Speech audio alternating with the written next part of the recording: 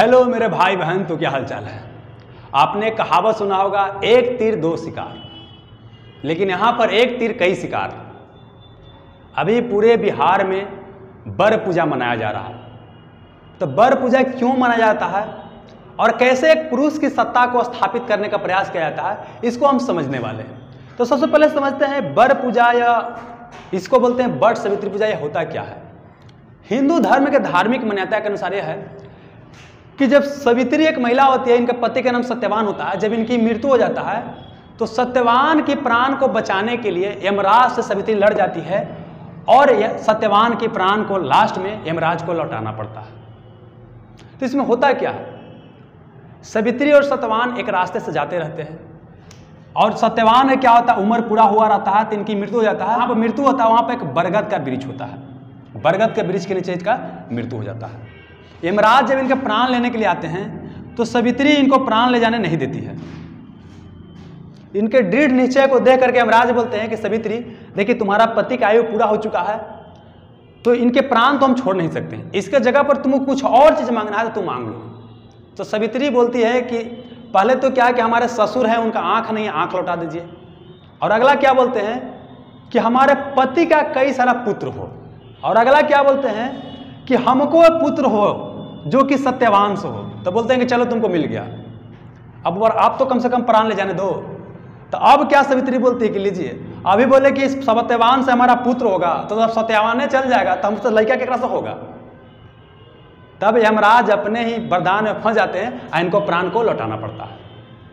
तो यहां पर हम क्या देख रहे हैं कि सत्यवान का प्राण बचाने के लिए सावित्री लड़ पड़ती है। इससे यह पता चलता है कि महिला के अंदर कठिन से कठिन परिस्थिति में भी लड़ करके क्या कर सकता है, अपने परिवार को बचा सकता है। मतलब दृढ़ निश्चय महिलाएं होती है और महिला क्या होती है, शक्तिशाली है, जो कि बहुत सही बात है। लेकिन महिलाओं को इस तरह से पालन पोषण किया जाता है, उनके दिमाग में भर दिया जाता है कि आप एकदम अबला नारी हो। सिनेमा में क्या दिखाया जाता है कि गुंडा आ रहा है, उनका छेड़छाड़ कर रहा है और वो लड़के क्या बोल रहे कि भगवान के लिए मुझे छोड़ दो, भगवान के लिए मुझे छोड़ दो, भगवान के लिए मुझे छोड़ दो। तो उनको कंडीशनिंग कर दिया गया कि आप क्या हैं, कमजोर हैं। जो यह घटना बर के नीचे हुआ था, बर या बरगद वृक्ष के नीचे हुआ था, इसलिए इसको बर पूजा बोलते हैं। इसी को वट सावित्री पूजा बोलते हैं। मतलब सावित्री के बोल सकते हैं शक्ति का यहाँ पूजा किया जाता है।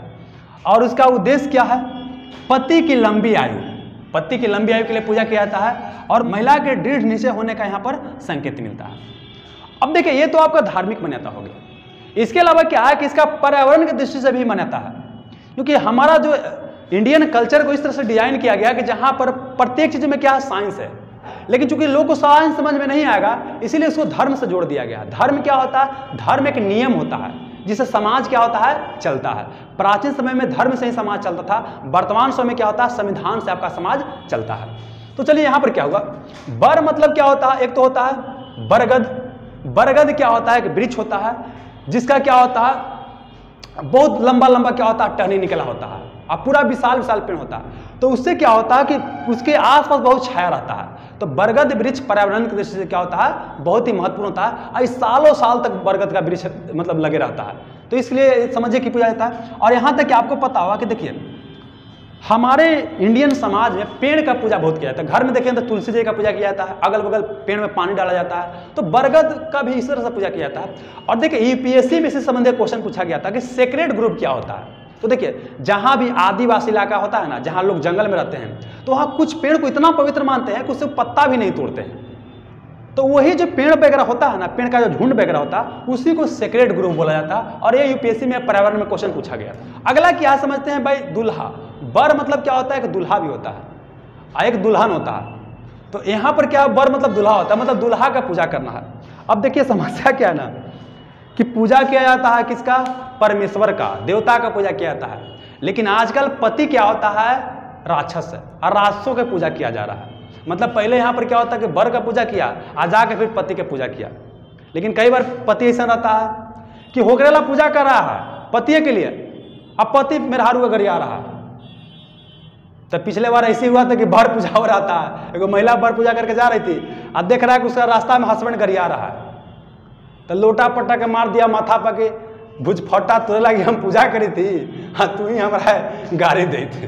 अब समझते हैं सामाजिक उद्देश्य क्या होता है। देखिए, हमारे यहाँ जो भी चीज़ पूजा वगैरह करवाया जाता है ना, उसका सामाजिक उद्देश्य यही होता है पुरुष की सत्ता को घर में स्थापित करना। मतलब क्या है कि घर का जो हेड रहेगा, घर चलेगा पुरुष के अनुसार ही चलेगा।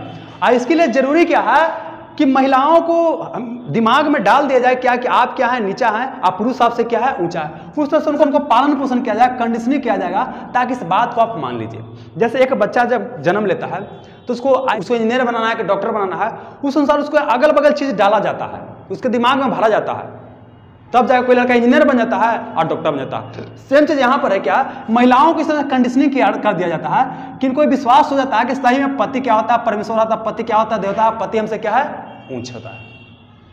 इसीलिए देखते हैं शादी ब्याह वगैरह भी होता है तो उसमें भी क्या होता है कि लड़की जो होता है अपने पति का क्या करता है, पैर छूता है। अब बोलिए ऐसा क्या है कि हमेशा लड़की ही पैर छुएगा, वो क्यों नहीं छू सकता? शादी ब्याह होता है तो लड़की क्या करता है, पति का पैर दबाता है। अब पत्नी का तबीयत खराब हो गया तो क्या पति यहां नहीं दबा सकता? कितने पति दबाती भी नहीं के तू कोची पैर दबावा, ठीक लगता ही नहीं, ठीक ना लगे है, क्या ठीक ना लगेगा? आप दबा रहे तो ठीक रहेगा, और दबाएगा तो खराब हो जाएगा। लेकिन महिलाओं के मन में डाल देगा कि पति परमेश्वर होगा, तेल लगवे होगा, गोड़ लगवे, तो यहां पर नहीं किया जाता है। अब देखिए महिला क्या होता है ना, यही एजेंट होता है, यही मुख्य रूप से प्रचारक होता है। घर में देखिए गांव टोला समाज में क्या होता है ना कि एक महिला का अगर बात कोई पता चल गया ना, पूरा टोला जान जाता है। मतलब क्या होता है कि महिला अपनी बात को जल्दी फैलाती है। तो ये पति के सत्ता को स्थापित करने का मतलब पुरुष की सत्ता को स्थापित करने का तरीका क्या है कि महिलाओं को कंडीशनिंग कीजिए, अब महिलाओं को इसके लिए एजेंट बना दीजिए। इसके लिए पुरुष काम नहीं कर रहा, महिला जा रहा। अब मान लीजिए आज महिला क्या करे, पूजा करने वगैरह जा रही है तो सबसे बेटी भी जा रही है, बेटी भी सेम तरह की प्रक्रिया देख रही है। अब बाद में बेटी भी यही करेगी क्योंकि इससे दिमाग में बेटी के लग रहा है कि भाई यही चीज सही है। तो देखिए अपने आप में ये चीज खराब नहीं है, लेकिन खराब क्या यहाँ पर है कि महिलाओं को सब चीज करवाया जा रहा है, लेकिन इस चक्कर में क्या है कि उसका जो एजुकेशन होता है, जिसके आधार पर उसका करियर बन सकता है, इस पर ध्यान नहीं दिया जाता है। अब देखिए यहाँ पर बात आता है कि भगवान का पूजा होता है। देखिए रियल में भगवान है या नहीं कोई बता नहीं सकता कि भगवान है या नहीं, मानो तो भगवान है, नहीं मानो तो भगवान नहीं है। लेकिन भगवान के मूर्ति की पूजा करने से खाली कुछ होने वाला नहीं है। अगर भर दिन जा करके बरगद के पेड़ या कोई देवता जी के सामने हाथ जोड़े रहेंगे तो उससे आपका करियर बन नहीं जाएगा, उससे आपका घर का स्थिति सही हो नहीं जाएगा। उसके लिए जरूरी क्या है कि बढ़िया एजुकेशन आपको चाहिए, और उसके आधार पर क्या मिलेगा, आपका रोटी मिलेगा, कपड़ा मिलेगा और मकान भी मिलेगा। तो इससे महिलाओं को वंचित कर दिया जाता है। अब महिलाएं खुद करती है अपना बेटी को स्कूल नहीं भेजेगी, पढ़ेला है तो स्कूल नहीं भेजेगी, चल ना बेटी चल पूजा करे, वहां ले जाएगी लेकिन स्कूल नहीं भेजेगी। जबकि भला उसको यहां से नहीं होगा, भला उसको वहीं से होगा। अपने जगह पर संस्कार वगैरह अच्छा है, इंडियन संस्कार अपने आप में बहुत अच्छा है, दिया जाना चाहिए बच्चों को संस्कार। लेकिन पहले जरूरी सा क्या है, एजुकेशन। इस पर ध्यान नहीं देंगे लेकिन संस्कार देंगे। चल बेटी तू पूजा कर, तू पति के जाकर कैसे गोड़ लगे दवाई है, वो राजसो रहतो ना तो यहाँ अधिक है। बहुत तो ऐसा होता है कि आजे पूजा हुआ और आजे जाके पत्नी क्या करे, खाना दिया पति के, हाँ करे बेना सैया के कि ला सैया जी खा ला, और कुछ बातें बात में ला होने से गरियावे लगा, पति गरियावे लगा दूध पे मार देगा। माने सैया कब का सैया बन जाएगा पता नहीं चलता है। अब ऐसे पति का क्या पूजा किया जाएगा। लेकिन महिलाओं के पास क्या है, मजबूरी है, क्योंकि महिला के पास समस्या क्या है ना कि महिलाओं के पास कोई स्किल नहीं होता। जब स्किल नहीं है तो किसी के ऊपर आप क्या रहिएगा, डिपेंडेंट रहिएगा। जब किसी के ऊपर डिपेंडेंट रहिएगा तो आपका वो शोषण करवे करेगा। इस समाज का नियम है, जब किसी के ऊपर आप डिपेंडेंट है वो आपका शोषण करवे करेगा।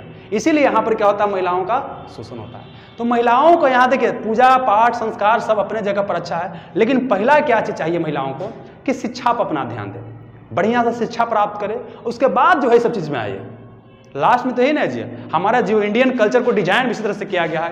पहले 1 से लेकर के 25 साल तक की बात करते हैं, बिल्कुल ब्रह्मचर्य है। यहाँ पर अपना करियर बनाने में फोकस करना चाहिए। 25 से लेकर 50 तक यहाँ आ गया आपका गृहस्थ आश्रम, यहाँ शादी ब्याह कीजिए, पूरा मस्ती मजाक कीजिए, अपना बाल बच्चा पैदा कीजिए, यहाँ ही है, सब चीज़ का मजा उठाइए। 50 से 75 की बात करते हैं, यहाँ पर क्या हो गया, वानप्रस्थ हो गया, मतलब अपने आप को क्या कीजिए, सबसे अलग कीजिए।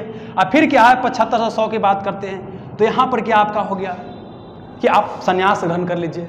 मतलब ब्रह्मचर्य से शुरू हुआ और फिर कहाँ पर हमारा लाइफ समाप्त हुआ, संन्यास पर समाप्त हुआ। तो हमको इसी तरह अपना जीवन जीने का प्रयास करना चाहिए। अपने यहाँ पर 1 से 25 तक बिल्कुल कैरियर फोकस करना चाहिए। तो जो भी महिलाएं वगैरह जो पूजा वगैरह करती है, पूजा पाठ कीजिए, अपने बच्चों को संस्कार दीजिए, लेकिन अपने बच्चों को ये एज में जो है ना उसको स्किल जरूर लेने दीजिए, उसको बढ़िया कैरियर बनाने का मौका मिलेगा। अब बाद में उसके आधार पर सब चीज़ बढ़िया होगा। अगर ये बढ़िया नहीं होगा, कुछ ही बढ़िया नहीं होगा। अगर बढ़िया से कोई स्किल वगैरह नहीं रहेगा, शादी ब्याह होगा, वहाँ शोषण होबे करेगा, असंतुष्ट रहेगा सब जगह। इसलिए पहले इसको करवा दीजिए। अगर ये बढ़िया हो गया तो सब चीज़ बढ़िया हो जाएगा।